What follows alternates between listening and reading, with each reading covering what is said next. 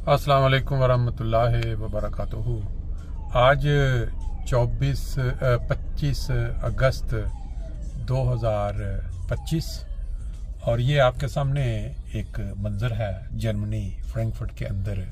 बहुत बड़ा एक चौराहा है जहाँ ट्राम भी चल रही है, आपके सामने गाड़ियाँ भी गुजर रही हैं। यहाँ पुलिस वालों ने अपनी गाड़ी खड़ी करके एक साइड को ब्लॉक कर दिया हुआ है और इधर भी कुछ ब्लॉकेज नज़र आ रही है। कोई ना कोई यहाँ कोई ऐसा वाकया हुआ है या कोई ऐसा मामला है कि जिसकी वजह से पुलिस पहुँच के उसको कंट्रोल कर, और लोगों को इन पे पूरा इत्मीनान है कि ये जो कुछ कर रहे हैं ये हमारे फ़ायदे के लिए कर रहे हैं। या तो कोई इशारे का मामला है या कोई और मामला है। साइडों पे दोनों तरफ देखें लाइटें लगा के खड़े हैं। अब इसके ऊपर भी बात करते हैं और एक बहुत अहम पॉइंट है। जर्मनी मुल्क जो है पूरी दुनिया में कई लिहाज से मशहूर है, यानी कानून की पासदारी सबसे पहले, और फिर जो कागजी कार्रवाई है जिसको कहते हैं पेपर वर्क, उसमें इसका कोई आसानी नहीं दुनिया में। कोई छोटा सा मामला होगा, कागज पे कागज, लेटर पे लेटर आते चले जाएंगे। फिलहाल इस पे हम डिस्कस नहीं करेंगे। मौसम बड़ा खूबसूरत है, धूप और हल्की हल्की ठंडक। बात जो सबसे अहम आज हमारे सामने है वो है पाकिस्तान का मुआशरा। पाकिस्तान में बसने वाले आम लोगों की जहनियत, और वहाँ हर अगले दिन, हर नया दिन जो चढ़ता है, आने वाली इंतहाई अफसोसनाक, दहशतनाक, बेईमाना कत्ल, बेईमाना ज्यादतियाँ, ये आज हमारा जो टॉपिक है। उसकी बैकग्राउंड क्या है वो है कि 2 रोज कबल से एक खबर गर्दिश कर रही है कि 2 सके भाई जो हैं वो कसूर शहर भी नाम इस तरह का है, वहाँ से कहीं उनका तल्लक गए थे किसी जगह, तो उनको रास्ते में गालबन केले खरीदना ख्याल आया कि हम घर अपने बच्चों के लिए या फैमिली के लिए केले खरीद के ले जाते हैं। वहाँ वो एक रेडी पे रुकते हैं और रुक के उसके साथ बात करते हैं रेडी वाले से, कभी मुझे केले दे दो इतने दर्जन। वो डाल देता है गालबन 1 या 2 दर्जन, तो उनके पास जो चेंज है वो नहीं मौजूद, वो 500 का है। और फिर वो जब या 100 का है वो उसको कहते हैं कि हमारे पास चेंज नहीं है, तुम ये लो बकाया दे दो। तो उसने कहा जी गालबन जिस तरह आप जानते हैं पाकिस्तान में कोई भी शख्स, खा वो अमीर है, खा वो गरीब है, खा वो किसी भी, अदम बर्दाश्त और इज्जत रिस्पेक्ट बिल्कुल ख़त्म हो चुकी है। तो वो आगे से उनका आपस में वो शुरू हो जाता है इस मामले पे बहस तकरार कि भाई क्यों नहीं है आपके पास चेंज। तो वो गाली गलूच, और गाली गलूच के बाद वो जो आदमी है वो गालबन इन दोनों की तरफ से, क्योंकि ये 2 थे वो अकेला था, कोई बातचीत में गाली गलूच हुई होगी या कोई थप्पड़ वगैरह, तो उसने फोन करके करीब ग्राउंड में खेलते हुए अपने दोस्तों को कहा कि भाई मैं अकेला हूँ, ये 2 बंदे हैं, तो आए मेरी मदद के लिए। वहां से लड़के पहुंचते हैं, हाथ में बैट पकड़े हुए हैं, और आओ देखाना ताओ देखाना, वजह पूछी, दा बैटों के साथ उन नौजवानों के ऊपर जो कि 2 सके भाई थे और शायद अपनी फैमिली का वाहिद सहारा थे, ना भी हों और भी हों, लेकिन बात यह है कि मुसलमान थे। उनका भी ये इत्तेकाद था कि हम भी उसी नबी पाक सल्लल्लाहु अलैहि वसल्लम को मानते हैं जो रहमतुल आलमीन थे, जिन्होंने जानवरों के हकूक़ का भी ख्याल रखा। और वो जो रेडी वाला था वो भी उसी नबी को मानने वाला है, उसी की क्या कहते हैं, जो नबियों को मानने वाले होते हैं उम्मत। तो वो मार मार के उन दोनों भाइयों को उन लड़कों ने शदीद जख्मी कर दिया। एक वहीं गालबन या रास्ते में फौत हो गया और एक फिर हॉस्पिटल जाके। बात एक नया वाकया नहीं है कि भाई हम कहें जी ये वाकया, ये कौन सा वाकया बताने वाला, ये तो हम रोज पढ़ लेते हैं। हम तो रोज इस तरह के वाकया देखते हैं। ये तो 2 भाई हैं, 3 4 जब पीछे 4 भाइयों को जो यूरोप से गए हुए थे अपने पाकिस्तान में, तो उनको सिर्फ इस चक्कर में कत्ल कर दिया गया कि वो अच्छा खासा कमाते हैं और बाकी उनके साथ ख़ानदान के अंदर वो थोड़ी टसलबाजी थी कि गरीब है।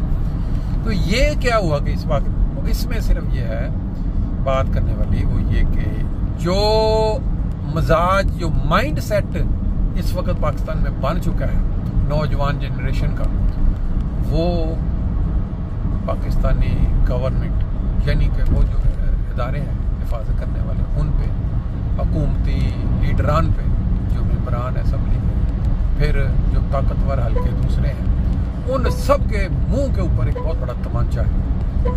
ये दो भाइयों का कत्ल नहीं है, ये इस मुआशरे का कत्ल है, इन तमाम निज़ाम का कत्ल है जिन्होंने आज इस मुआशरे को इस लहज पे पहुंचा दिया है। और कैसे, इस पे भी बात करते हैं ना जी। मोटरवे 5 पे हम चढ़ गए, बात कर रहे थे कि ये माइंड सेट कैसे हुआ। आपको पता है नबी करीम सल्लल्लाहु अलैहि वसल्लम ने 1500 साल पहले एक पेशगोई की थी कि मेरी उम्मत में एक वक्त आएगा कि जो आम लोग हैं, जब उम्मत में कोई फितना पैदा होगा या वो जब किसी मामले पे फिक्रमंद होंगे तो मस्जिदों की तरफ रुख करेंगे, अपने इमामों से, मजहबी रहनुमाओं से मशवरा लेने के लिए कोई नसीहत लेते, लेकिन वो वहाँ पे मस्जिदों के मेंबरों पे सूरों और बंदरों को बैठा पाएंगे। ये भी एक अल्फाज है। फिर दूसरा ये है कि वो जो उलमाए सू हैं वो आसमान के नीचे बदतरीन मखलूक बन जाएंगे। अब ये दो चीज़ें ज़हन में रखते हुए जब हम अपने मुल्क को देखते हैं, आप 1953 में चले जाए, एक तहरीक पैदा होती है कि यहाँ ये जो कादियानी हैं, ये जो अहमदी हैं, इनको काफिर करा, इनके खिलाफ। और शुरू करने वाले कौन लोग, जिन्होंने पाकिस्तान बनने के अंदर रोड़े अटकाए, बड़ी बड़ी गलीज ज़बान इस्तेमाल की कि हम पाकिस्तान एरार वजह से एरार नहीं बनने देंगे। बहरहाल पाकिस्तान तो बनना था, बन गया। फिर वो कई शहादतें हुई उस वक़्त के जो आर्मी के इंचार्ज, उन्होंने फिर जब कुछ एक्शन लिया, भागे दौड़े, छुप गए मौलवी, दाढ़ियाँ कटवा के देगों में छुप के निकलने की, बुर्के पहन के निकलने की, बच के निकलने की कोशिश की। बहरहाल उसके बाद ये ज़िया-उल-हक के दौर में आपको याद होगा कि शिया सुन्नी फसादात, एक दूसरे के लीडरान को कत्ल करना बड़ी शिद्दत से शुरू हुआ। उसकी वजह यह थी कि उसने मदरसे कायम किए और हवा दी मजहबी मुनाफरत, मजहबी इख्तलाफ को। वहाँ भी हमेशा जो कमज़ोर, नहत्ते और जिनका एतक़ाद है कि सिर्फ अल्लाह ताला के आगे झुकना है, उसी से दुआ मांगनी है, कोई हाथ में कानून नहीं लेना, अहमदिया जमात, उनको टारगेट किया गया, कानून बनाए गए बेईमाना। उस वक़्त भी जो रहनुमा थे जमात, उन्होंने कहा था कि आज जो काम आप सिर्फ जमात अहमदिया के खिलाफ कर रहे हैं ना, ये आने वाले दिनों में आपके आपस में, ये आग आपके घरों में पहुंचेगी।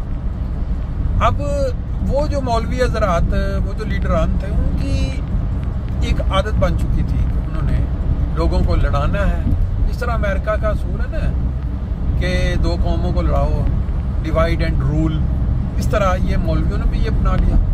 अब ये पाकिस्तान में कोई मस्जिद ऐसी नहीं है, मासवाए मस्जिद है जमात अहमदिया की मस्जिद, जहाँ से स्पीकरों पे मुनाफरत के दरस ना दिए जाते हो। मस्जिदों पे लिखा हुआ है फलां का दाखिला मना है, फलां फिरका का दाखिला मना है। तो ये है वो सारी जड़ जिसकी बुनियाद पे आज आवाम, आम लोगों का जो माइंड सेट है वो ये है कि कत्ल कर दो, मार दो, कुछ नहीं होना, इंसाफ कानून कुछ चीज़ ही नहीं है, पैसे लगाओ और छूट जाओ, ताल्लुकात को इस्तेमाल करो, अदालत का छूट जाओ। और जो मौलवी हैं वो हर दूसरे दिन, हर चौथे दिन किसी न किसी इलाके में लोगों को इकट्ठे करते हैं, मस्जिदों पे लड़ाई करते हैं, मस्जिदों के मीनार तोड़ देते हैं, या मेरा मेहराब तोड़ देते हैं, कब्रों के कतबे तोड़ देते हैं, या बंदों को अगर शोर शराबा करके पुलिस के हाथों गिरफ्तार करवा के जेल में डलवा देते हैं। ये सारी चीज़ें जो हैं, ये इस चीज़ की तरफ ले जाइए लोगों को। उनको पता है कि यहाँ जो मर्जी करो, जिसकी अक्सरियत है, जिसके पास जिस वक्त ताकत है उसका इस्तेमाल कर लो, कानून कुछ नहीं है। कानून एक क्या कहते हैं वो हाथ की में बंद है, जो चाहे जिस, ये है सारी बदकिस्मती हमारे देश की अब ये दो भाई जो गए हैं तो चंद दिन इनकी खबरों में न्यूज़ चलेगी, केस भी हो जाएगा, उसके बाद वो जिसने किया वो कहेंगे जी वो गुस्से में आके पहले इन्होंने किया था, उसके बाद ये है पाकिस्तान का अलमिया। अल्लाह ताला इनको अक्ल और फहम दे। मैंने स्टार्ट में जो दिखाया था सीन, पुलिस की गाड़ियाँ खड़ी होकर दो मेन चुराह को रोका, क्यों? उनको लोगों का ख्याल है और वो कानून की पासदारी करते हैं, बड़े सख्त कानून है यहाँ। तो अल्लाह ताला हमें भी अकल और फहम दे ताकि हमारे मुल्क में लोगों का माइंड सेट चेंज हो और उनको अकल आए।